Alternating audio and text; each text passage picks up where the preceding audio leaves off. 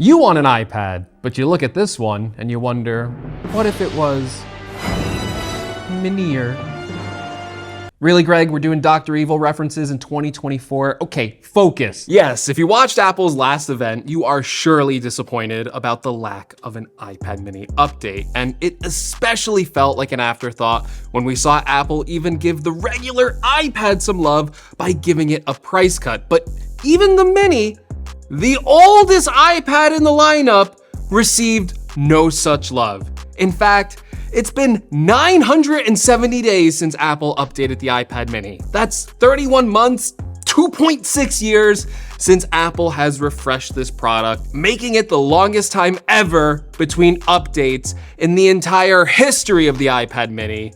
And the demand for the new iPad mini is at a breaking point. People want this product. They are patiently waiting for some sort of new update to the mini before they pull the trigger. But should you really be waiting on an update for this product, or should you just buy it right now? So we all know the pitfalls of buying old technology. It comes with an old design. It has a slow processor. It has outdated cameras and sensors. It has poor battery life, and worst of all, it's slow. And those are legitimate fears, and some of that may be a little true with the iPad mini, but it's not as bad as it seems. For a product that is teetering on 3 years old, the design of the mini still holds up very well when you compare it to even the most recent iPads released in this lineup. It still has the more modern iPad design with uniform bezels all around the display. It still looks impossibly thin for the tech that is housed inside of it.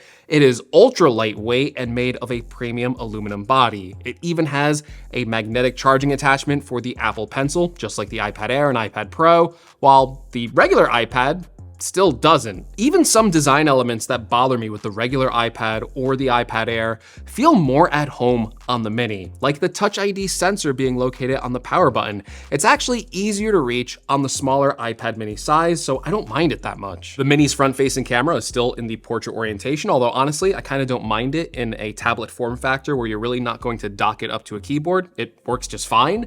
It still has a rear camera with a flash, which I believe even the newest iPad Air doesn't have a flash.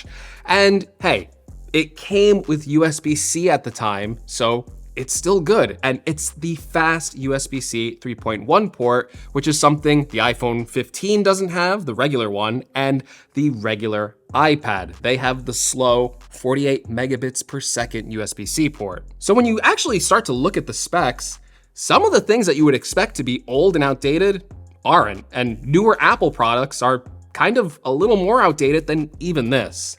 The thing that's easiest to see as being old on the spec sheet is the processor, but even that surprisingly doesn't sound that old. It comes with an A15 chip, a chip that was literally in last year's iPhone. And from a performance standpoint, the iPad mini is anything but slow. Apps open quickly, the interface doesn't lag, you can multitask with multiple apps on the screen at the same time. You can even utilize some pretty powerful apps on this iPad if you want to edit photos or even run Logic on the mini, which is kind of crazy that you can do that on such a small screen size. And there's a plethora of games available on the iPad mini. The more you look at the design and the specs of what's on here with the mini, the more it seems like this thing was truly designed to be a product that didn't receive that many updates. It was designed with the future in mind, and it was kind of, in a way, designed to be on the market for maybe 3 or longer years.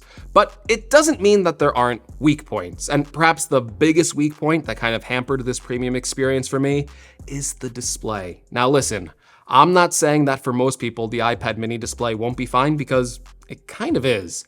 And actually, in one area, it's the best out of all the iPads. It actually has the highest pixel density out of any iPad on the market today, so it is super sharp. And when you compare the specs to the iPad Air's display, it actually has the same color space, the same brightness as the new 11-inch model, and even the same 60 Hz refresh rate. And unlike the base model iPad, this iPad comes with a laminated display, so the glass is even closer to the screen, removing any unsightly air gaps and reducing glare. As you can see, I just rattled off a whole lot of reasons why this display is pretty good. And yeah, there are some controversies about this display, like the jelly scrolling issue where you can see some screen tearing.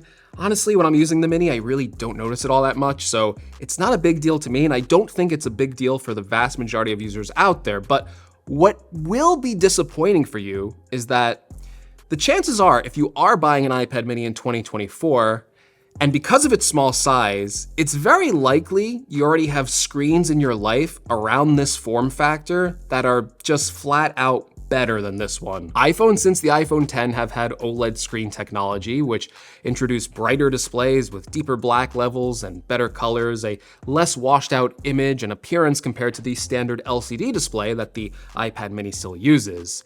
And when you're constantly switching between bigger phones like the iPhone 15 Pro Max and this iPad Mini, it is pretty apparent to me just how much better the iPhone display looks over the Minis. And yes, not every iPad has an OLED display. In fact, the only iPad that has an OLED display is the new iPad Pro, which as of the making of this video is still like 3 days from being released.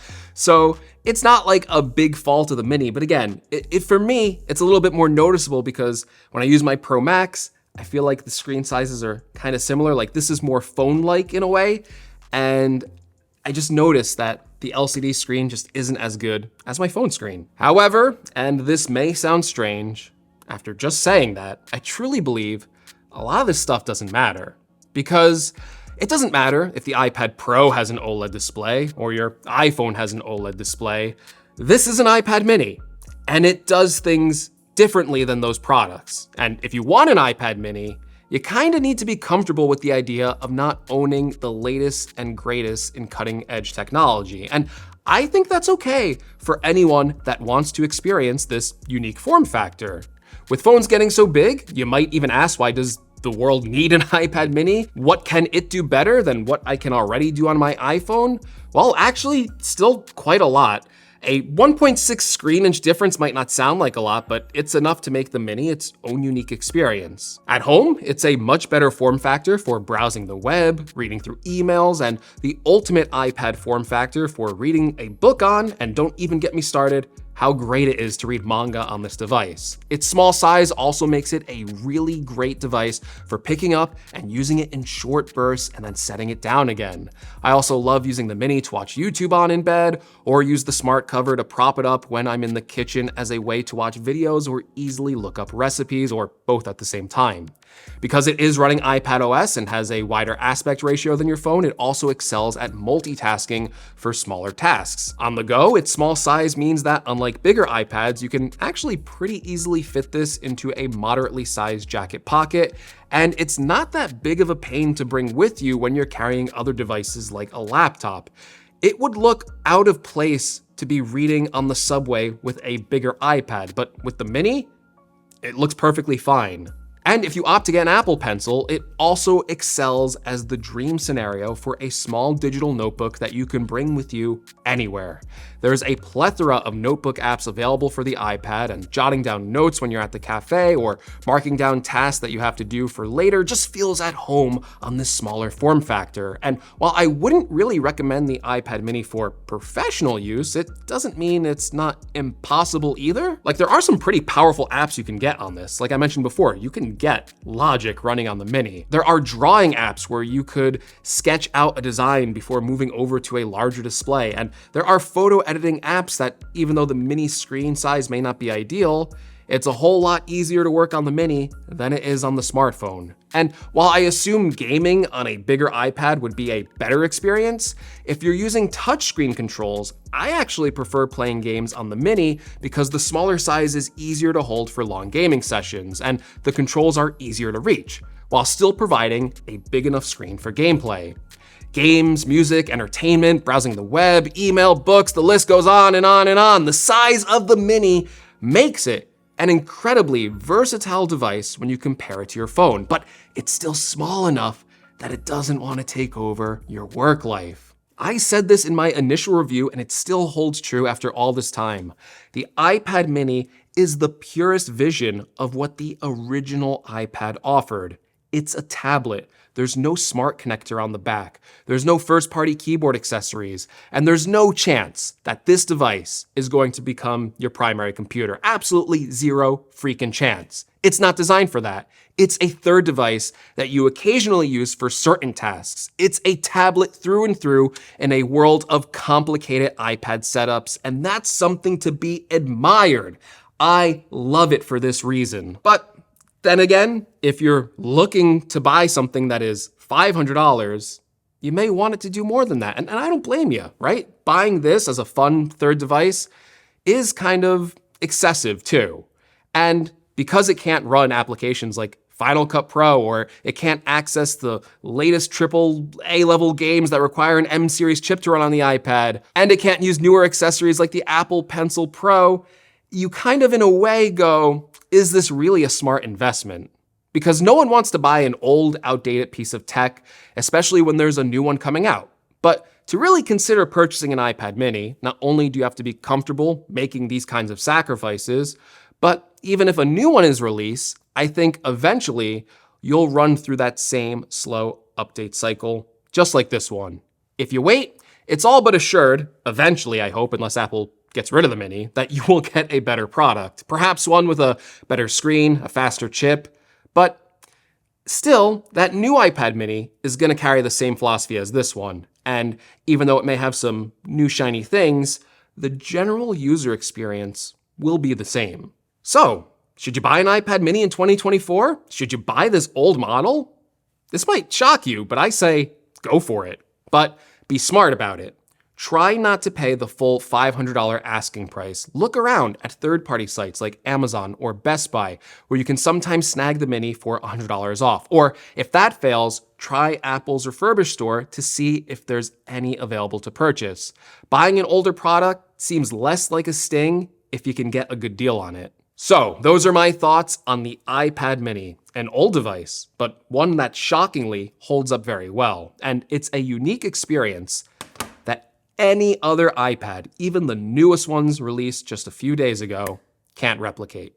But let me know in the comments below. Do you think the iPad mini is still worth it? Or should people just wait for the next one, whenever that one comes out? As always, if you found the video helpful, give me a like. If you want to see more, make sure you're subscribed. And as always, I'll see you all in the next video. Take care, everyone.